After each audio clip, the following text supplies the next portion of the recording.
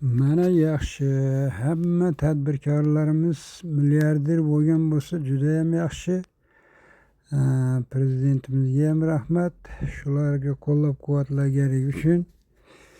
Endi shu milliarderlarimiz mana shu videodagi odam mana Maxwell Chikubudze degan bu Afrikani Zimbabve shahrida o'sha qishloqdami ish qilib mana shu tokni shunaqa havodan olib yaratadigan, energiya chiqaradigan narsa yaratgan.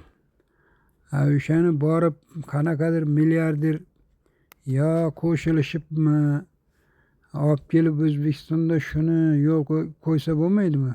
Bizda hamma narsa taqchil. Tok ham kam, gaz ham kam, hamma yoq problema, hamma narsa qimmat.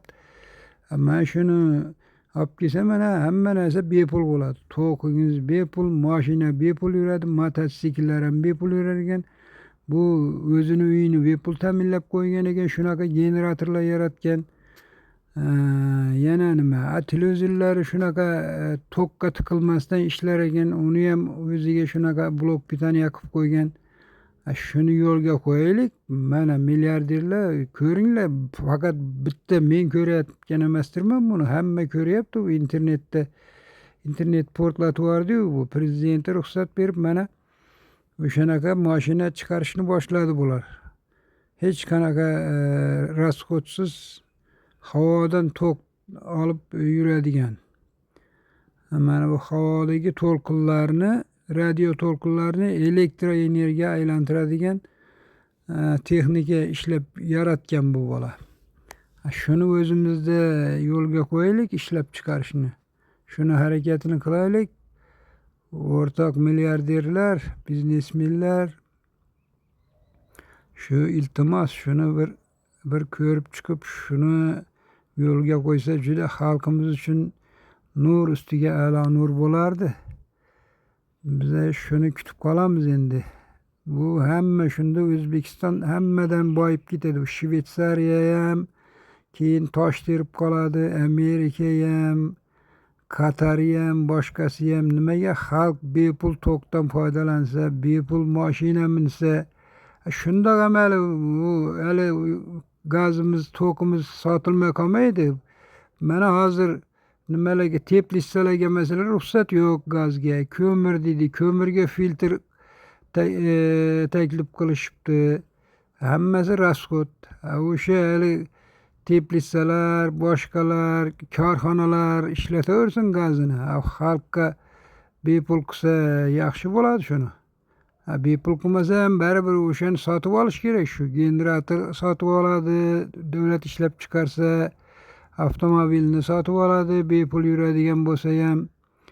Uni ham zapchaslari olinadi baribir. U baloni yeyiladi, boshqa joyi yeyiladi. U shunaqa bepul yuradi degan yoqilg'isi tekin bo'lgan bilan boshqa rasxodlari bor. Shuni orqasidan xalqimiz maza qilib endi sal yengillik bo'ladimi degan fikrdamiz biza.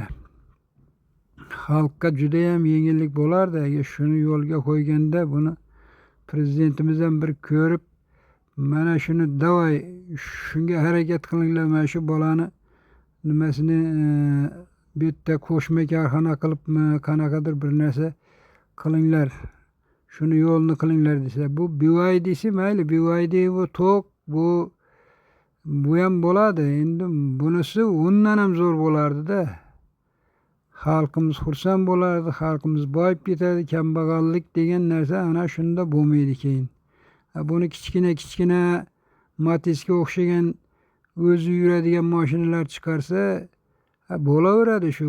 Hali bir 6-7 ming dollarga olib minsa, o'shani hisobidan xalqimiz shunda rasxodsiz, undan yoqilg'iga sarflaydigan pullarini bu xalqimiz boshqa narsaga sarflaydida shunda. O'zini yeb ichishiga, kiyinishiga, bolalarni o'qitishiga. Endi hali rasxodimiz undan tashqari ko'p. Shu hali mashinani yoqilg'isidan tashqari rasxodlarimiz ham juda ko'p. Uyimizga generator qo'ysak, unda Tем boley devletine tokyga rasxoty nagruzka tushmaydi transformatorlarga. Uni ham kredit qilib bersa, o'sha generator sotib olaman degan odamga. Endi to'g'ri, bu solnishniy sotadiganlarga yoqmasligi mumkin. Solnishniy panellar sotadiganlarga. U solnishniyni ham narxi tushadi. Bu bir raqobat bo'ladi u.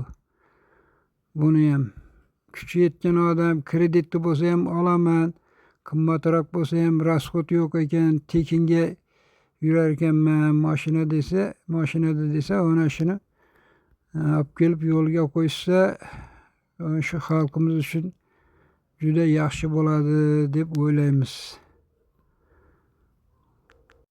Bizni O'zbekistonimizda ham albatta boylar, millionerlar, milliarderlar ko'p. Faqat ularga shunaqa ideya kerak, bularga yo'l ochib berish kerak.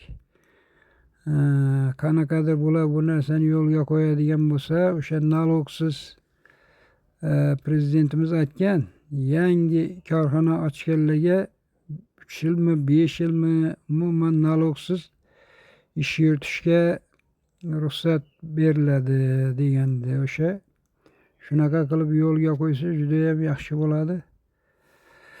Nur ustiga a'lo nur bo'ladi.